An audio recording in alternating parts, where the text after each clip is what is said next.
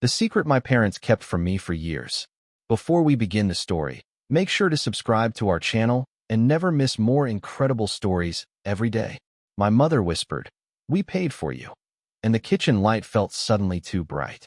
I was 29, a pharmacy tech who spent my days counting other people's pills and my nights trying to keep my own anxiety quiet. I'd come to my parents' house in Riverton because Diane, my mom, had called 3 times in an hour, voice tight, saying she found something and needed me to hear it in person. Mark, my dad, sat at the table like he was waiting for a jury. His hands were folded, knuckles pale, his church committee smile gone. The house looked normal. Framed school photos, the ceramic rooster collection, the calendar with my name still written on my birthday square like it mattered. But the air tasted like metal. "What do you mean, paid?" I asked, laughing once because my brain tried to turn it into a joke. Mom's eyes darted to Dad. He didn't look at me. He looked at the cabinet above the fridge, the one I never opened because it held old taxes and holiday junk. Diane swallowed. Not paid like that. We made a donation. A fee. We didn't know what else to do." My stomach dropped so hard I felt it in my legs. "A donation to who?" Dad's voice came out low and controlled. "Naomi, you've had a good life. You're safe. You're loved. That's the only part that matters." When someone tells you the only part that matters, it's because the other parts are ugly. I stood up so fast my chair scraped the tile. "Tell me the truth. Right now." Mom reached for my wrist. Her fingers were ice cold. "We were desperate," she said. "And the clinic said it would be clean." "Clinic?" I repeated. "What clinic?" Dad finally met my eyes, and I saw fear there. Real fear. The kind he used to hide behind rules and sermons. "Stop," he said louder now. "Don't say that word in this house." I didn't even know what word I'd said, but my heart started hammering like it had found it. On the counter, beside Mom's trembling hands, sat a manila envelope with my name on it. My full name, printed, not handwritten. Then Dad slid the envelope toward himself like it was a weapon he couldn't let me touch.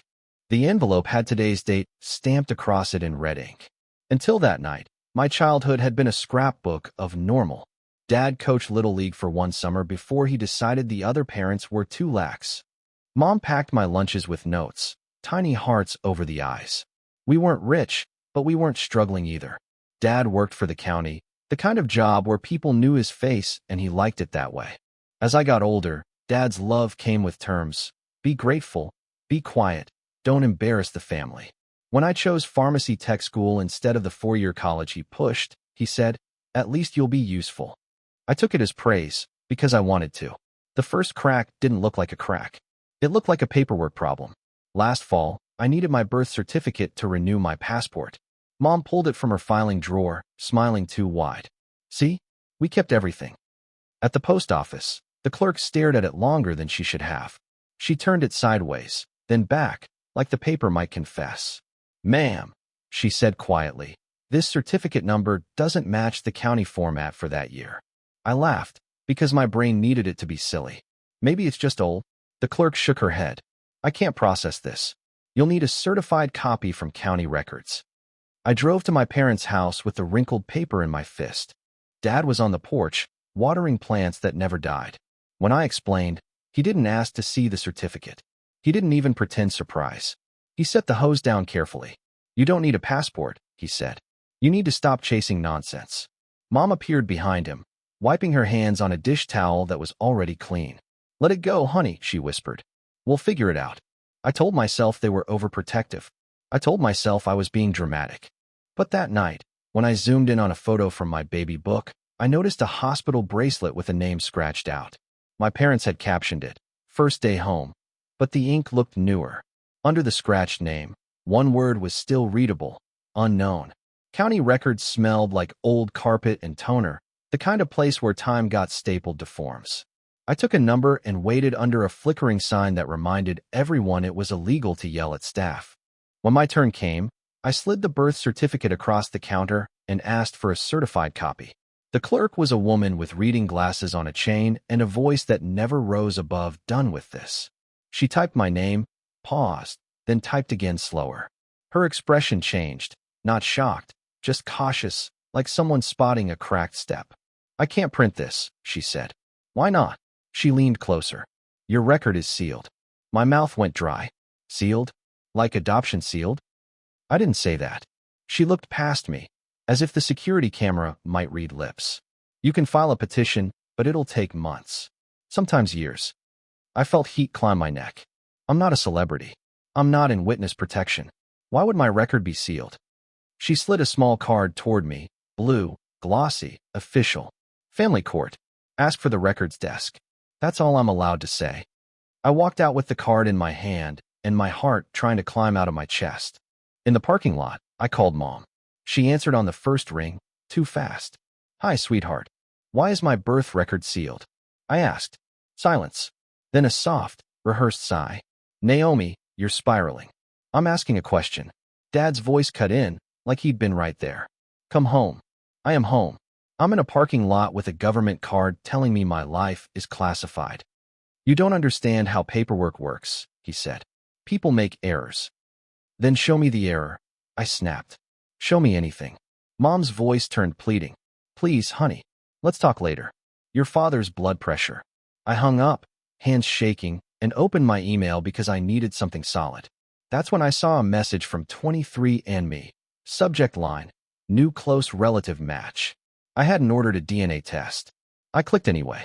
Under possible relationship, it said half-sibling, 25% shared DNA, and the username was just 2 letters, ER.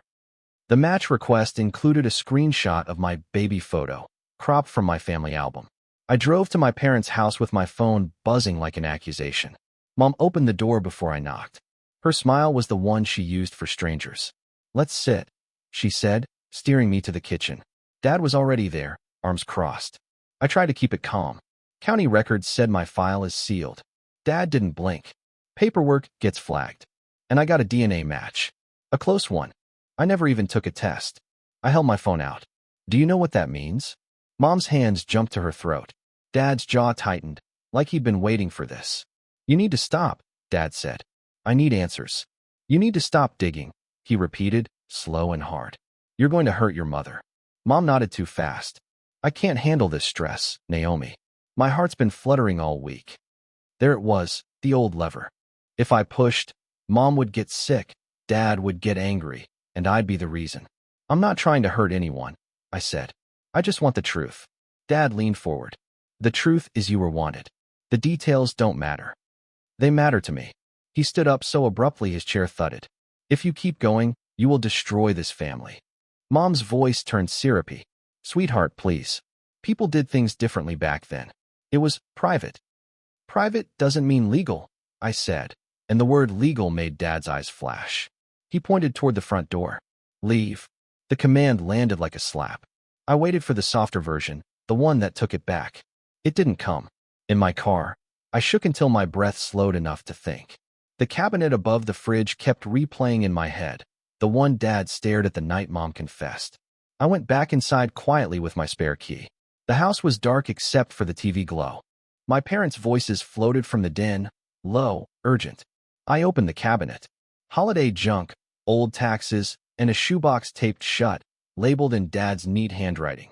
Naomi, do not open. My fingers were already peeling the tape when a floorboard creaked behind me. He stopped behind me and said, Put it back now. I froze with my hands on the shoebox like it was burning. Dad stood in the doorway, silhouette sharp against the hall light. His voice was quiet, which was worse. Put it back now? What is in here? I asked, throat tight. Why does it have my name? Mom appeared behind him, hair messy, cardigan half-buttoned. She looked smaller than usual, like she'd been shrinking for years to fit whatever this was. Dad took one step closer. You're not doing this in my house. In your house. I repeated. You mean the house where you raised me? His eyes didn't soften. You're acting unstable. That word hit me like a shove. Unstable. Dramatic. Ungrateful. The labels he used when he wanted me to doubt my own mind. I'm acting like someone whose parents just admitted they paid a clinic, I said. That's not unstable. That's normal. Mom made a small sound. Half sob, half warning. Please, she whispered. Not tonight. Dad's hand closed over the shoebox lid. He didn't yank it. He simply took it, like he had the right. Go, he said. Before you say something you can't undo. I looked at Mom, waiting for her to step forward, to choose me. She didn't. She stared at the floor tiles like they held instructions. I backed out. Dad followed me to the door and locked it behind me. I heard the deadbolt slide. I drove home to my apartment and sat on the edge of my bed wearing my shoes. I kept replaying Mom's confession, donation, fee, as if repeating it would turn it into something harmless. My phone lit up with a text from Dad. Stop.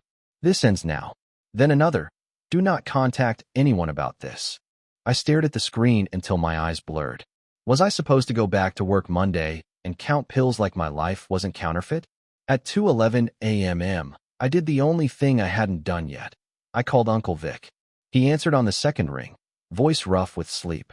Naomi, are you okay? I tried to speak, and only air came out. When I finally got words, they sounded broken. They said they paid for me. There was a long pause. Then Vic exhaled, slow and angry. So they finally told you, he said. And they still lied. My blood went cold. What do you mean, still lied? Vic said one clinic name like a curse, and I recognized it. Vic didn't say the name softly. Greenbrier Women's Center, he said. On Maple and 9th. Don't look at me like that. Yes, I know. I sat up so fast my comforter slid off. That's the clinic Mom mentioned. How do you know it? Because your mother dragged me there in '96, he said. She told me it was hormone treatment. She cried the whole drive. Your dad sat in the back seat like a king who'd been inconvenienced. My skin prickled. I was born in 1996. Vic made a humorless sound. Exactly. I wanted to argue, to protect the version of my parents that loved me without conditions. But Vic wasn't guessing. He was certain. Do you have proof? I asked, hating myself for needing it. Not in my head, he said. Papers rustled on his end. Meet me at Dawn Diner tomorrow. Don't bring them. Don't tell them. I barely slept. When I did, I dreamed of the deadbolt sliding shut. At 7:38 a.m., I sat across from Vic in a booth. He slid a faded envelope across the table. His hands looked older than I remembered. Knobby, the hands of someone who'd carried other people's messes. Inside were photocopies, a canceled check from Mark's account dated August 14, 1996 with the memo line GWC donation, a receipt for $7,500 stamp paid, and a handwritten note on Greenbrier letterhead, placement scheduled. Discretion confirmed. My vision tunneled. Placement, I whispered. Vic watched me carefully. I stole copies when your dad left them on my counter. I knew it wasn't treatment. I knew it was a deal. My hands shook so hard the paper rattled. Why didn't you tell me? Because your mother begged me not to, he said. And because your dad told me he'd ruin my life if I poisoned you. I stared at the check, at my father's signature looping cleanly at the bottom. It looked confident. It looked practiced. What do I do? I asked. Vic leaned in, voice low. You get the real records before they disappear. And you don't go alone. As if the universe wanted to mock me, my phone buzzed. A new message from the DNA match account. 2 letters, ER. And this time it included an address and a time. The message ended with, I think we were sold by the same doctor. The address led me to a quiet diner off the highway. The person waiting there looked like me in an uncomfortable way. Same eyes, same gap between front teeth. They held up their phone, my baby photo on the screen. I'm not here to wreck you, they said. I just need to know what happened. I slid Vic's copies across the table. Their hands trembled at placement scheduled. I have one too, they whispered, showing a screenshot. Stamped invoice, $7,500, same clinic initials, different date, September 2nd, 1996. 2 weeks after mine. My stomach rolled. 2 placements. 2 babies. Same fee. What did your parents tell you? I asked. They told me it was a private arrangement, and I should be grateful, they said. Asking questions was disrespect. It sounded like my house. After we parted, Vic drove me to family court. The records desk clerk told me, sealed file, petition required, no exceptions. But when I asked who ordered the sealing, he hesitated and tapped his screen again. Sealed under medical confidentiality, he said finally. Not standard adoption. Medical. I repeated. He didn't answer. He just slid the petition packet toward me and said, next. We went to St. Hilaire Hospital because the bracelet photo had their logo. The archive window clerk repeated, we can't release patient information, like it ended every conversation. I'm the patient, I said. I'm the person. She checked my license, then her screen. Her face changed. You're not in our birth registry, she said quietly. My throat tightened. That's not possible. She lowered her voice. Sometimes records were routed, especially through Greenbrier, back then. Vic leaned closer. Who routed them? The woman glanced at the hallway camera, then wrote a name on a sticky note and slid it under the glass. Dr. H. Kessler, retired. As we left, my phone pinged with another message from the match. A blurry photo of a typed list titled Placements, August, OCT 1996. The first line on the list wasn't Naomi, it was Maya L. Kessler didn't have a website. He had a disconnected number, a P.O. box, and a trail of silence. Vic and I spent 2 days chasing paper. My kitchen table turned into a board of screenshots and copies. The $7,500 receipts, the placement list, the petition packet. My name wasn't on the list. Maya L. was. What if it's a typo? I asked, even as I didn't believe it. Vic shook his head. Typos don't repeat. At the library, we found Kessler's name in a printed Gazette archive, a short 1998 piece about irregularities at Greenbrier Women's Center. No arrests. Just an attorney quote about privacy and a note that Kessler retired early. Greenbrier itself was gone. The building on Maple and 9th was now a wellness studio.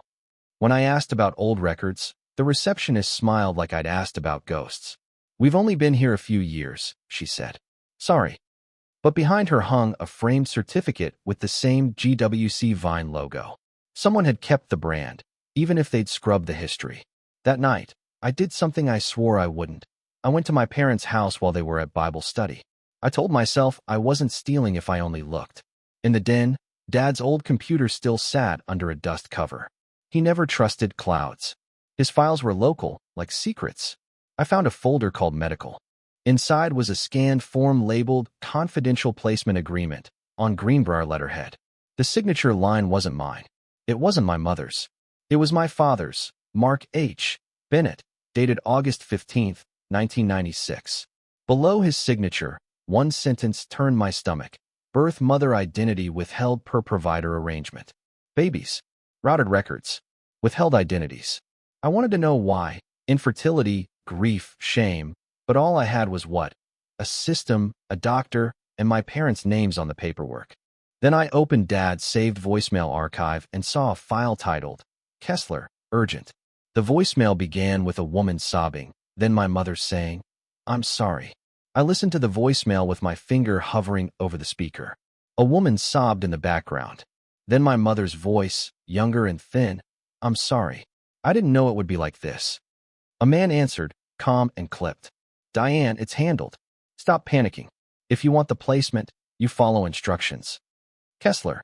I copied the file to a flash drive, put everything back exactly where it was, and left like the house might notice.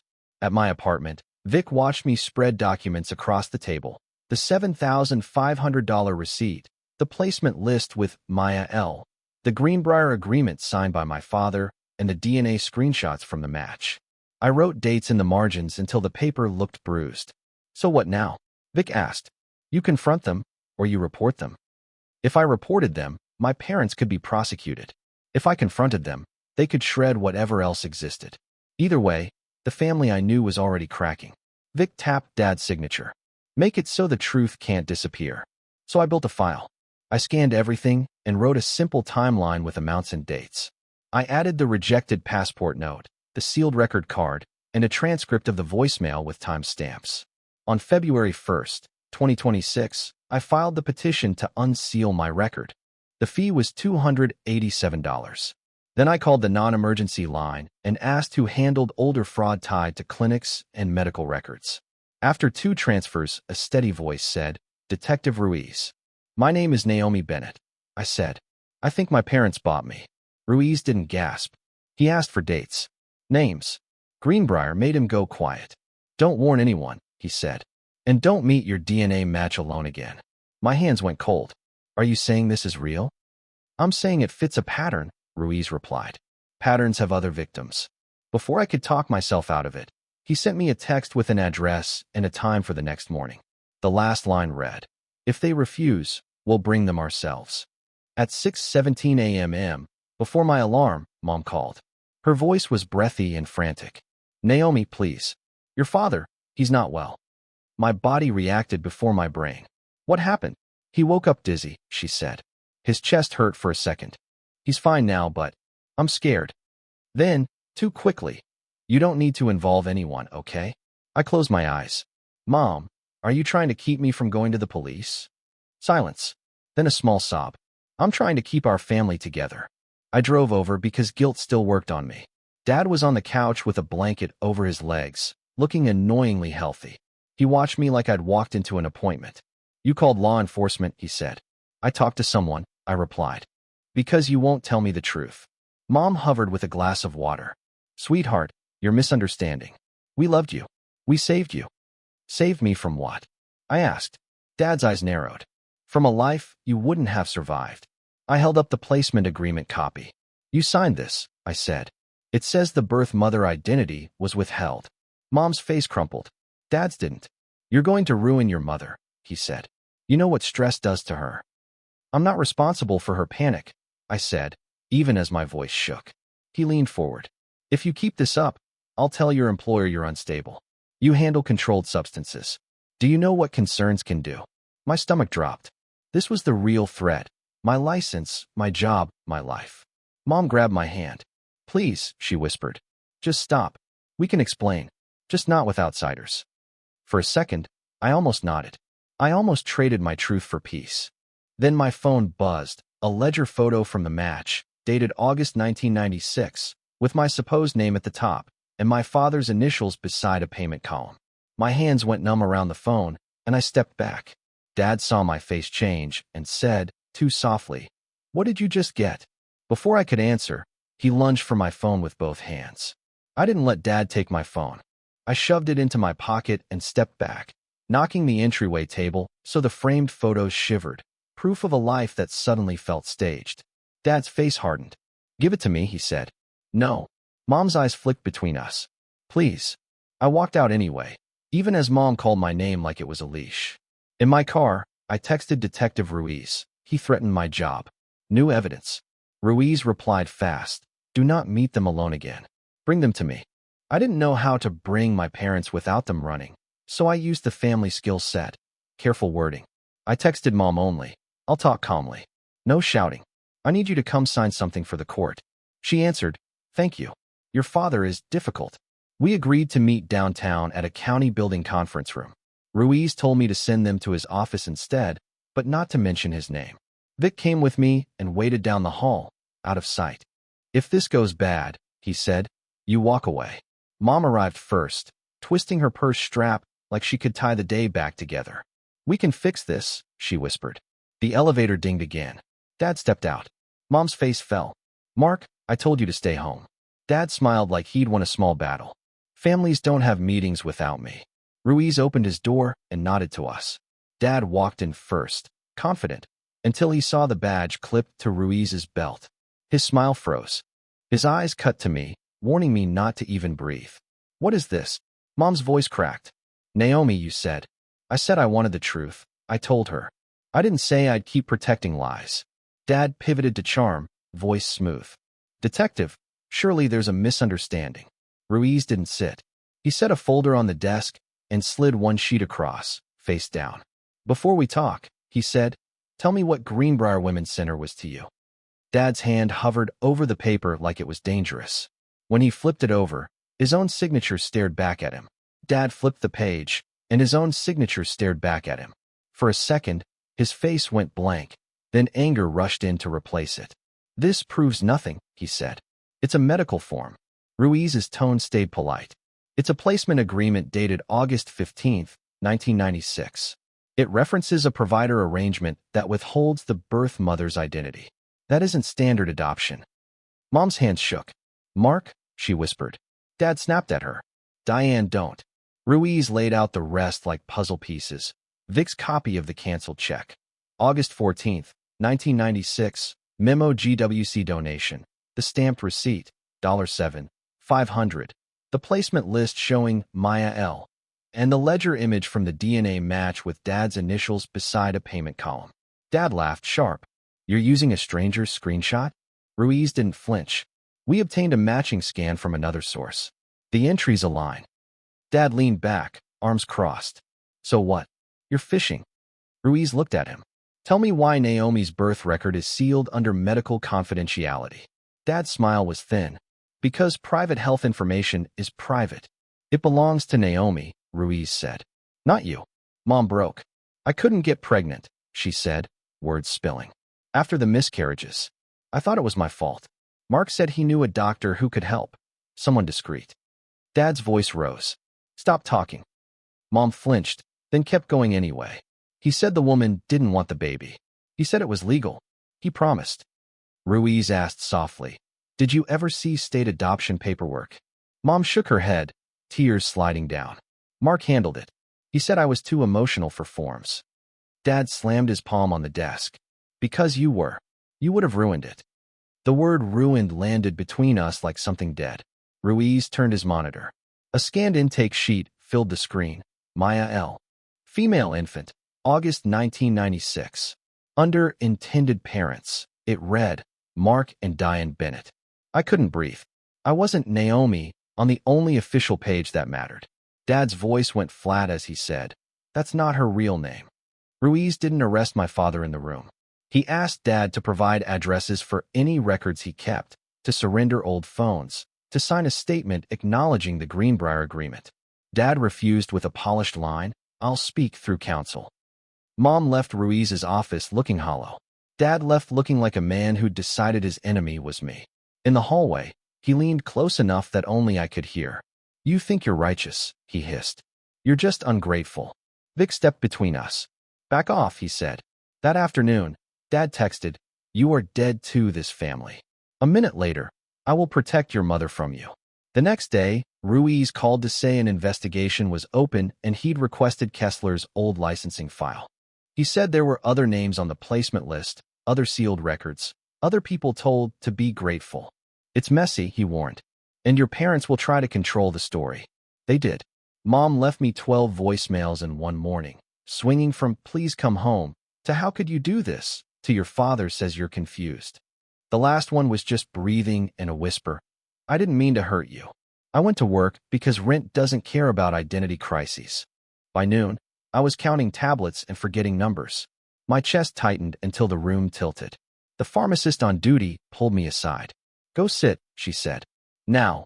In the break room, I stared at my reflection in the microwave door and tried to recognize the face. Naomi. Maya. Somebody's daughter. Somebody's purchase. My phone buzzed again. A voicemail from Dad. Rare, because he preferred written control. His voice was calm. If you speak to anyone else, he said, I will make sure you never work in a pharmacy again. Then, almost softly, you don't know what you're waking up. That night, an email from family court hit my inbox. Petition update. Hearing scheduled. Under it, one extra line appeared. A third party has filed a related motion. The motion listed a name I'd never seen, and it called me the child. I didn't sleep the night I read the court email. Instead, I did something I'd never done before. I went to therapy. I found a low-cost counselor through my job's employee program and sat in a beige room saying sentences that sounded impossible out loud. My parents might have bought me. My dad threatened my license. I don't know my name. The counselor didn't gasp. She taught me a stupid, simple routine. Feet on the floor, name 5 things you can see, breathe like you mean it. It didn't fix me, but it kept me from disappearing. Vic helped in his own blunt way. He stocked my fridge with groceries and taped a note to my door. Eat. Sleep. Don't answer Mark. It made me laugh once, which felt like a miracle. I set boundaries in writing, because Ruiz said verbal promises were smoke. I emailed both parents from a new address I created for the case. Do not contact my workplace. Do not come to my apartment. Any communication goes through Detective Ruiz or in writing. If you threaten my job again, I will file a report. Mom replied within minutes. I love you. I'm sorry. Please don't do this. Dad didn't reply at all, which somehow felt louder. Ruiz called the day before the hearing. The third-party motion is from someone connected to Greenbrier, he said. They want records unsealed too. Is it the birth mother? My voice shook. Possibly, he said. Or someone who knows her. On the morning of the hearing, I sat in the courthouse hallway with Vic beside me, my evidence folder on my lap like a shield. Mom showed up alone, eyes puffy, hands twisting. Dad didn't come. He sent a lawyer's letter instead, full of phrases like defamatory and mental instability. The judge didn't unseal everything at once. She ordered partial release, my original intake sheet, my hospital routing notes, and any state filings connected to Greenbrier placements. After, Ruiz handed me a manila envelope and said, "This was submitted with the motion. It's for you." Inside was a single page, typed, with no signature. Just a line at the top. To the girl they called Naomi. My throat closed as I read the first sentence. I have waited 29 years to tell you the truth. At the bottom, a phone number was written in shaky blue ink. I didn't dial the number right away. I held the page in my hands like it might crumble, like the truth was fragile. For most of my life, I thought family was the people who showed up at birthdays, the people in the photos, the people who said, "We love you," as long as you didn't ask for anything complicated. Now I knew love could sit beside secrecy for decades. I knew "we wanted you" could also mean we wanted control. And I knew two things could be true at once. My mother could have been desperate and still complicit, and my father could have believed he was rescuing something while also buying it like property. The hardest part wasn't the legal language or the court fees or the spreadsheets of dates. It was the way gaslighting had trained me to doubt my own instincts. Every time I felt something was wrong, I'd been taught to call it drama. Therapy didn't erase the past, but it gave me a place to put it. I learned to separate guilt from responsibility. I learned that boundaries aren't punishment, they're oxygen. I learned to say no without explaining myself into exhaustion. My relationship with Mom became a narrow bridge with railings, short calls, written apologies, truth only. Some days she tried. Some days she asked me to forget. I stopped arguing and started repeating the same sentence. I can't heal inside a lie. With Dad, I stopped chasing the version of him I wanted. If he ever told the full truth, it would be because he chose integrity, not because I begged. If you're reading this and something in your family story doesn't add up, dates that shift, records that disappear, anger that feels rehearsed, trust that feeling. Ask for copies. File the petition. Screenshot everything. Tell one steady person who won't be swayed by tears or threats. And if you have the option, speak to a professional before you confront anyone alone. Because secrets don't die quietly. They spread.